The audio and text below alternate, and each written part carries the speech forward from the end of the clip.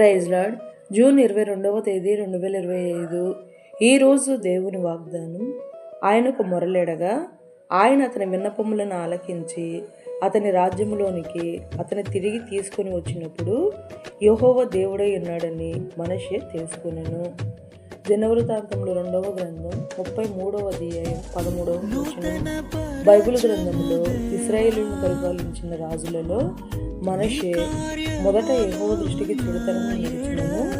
శ్రమలలో ఉన్నప్పుడు తన దేవుడైన యెహోవాను బతిమాలుకుని దేవుని సన్నిధానమున తను తాను బహుగా తగ్గించుకుని మొదలెడితే యేసయ్య అతని విన్నపములను ఆలకించి తోడే నడిపించడం మనము కూడా తగ్గింపు జీవితాన్ని కలిగి యేసయ్య జాలి, దయ, తోడు, నీడే మన జీవితంలో జరిగించే అద్భుతములను మనము చూస్తున్నాము.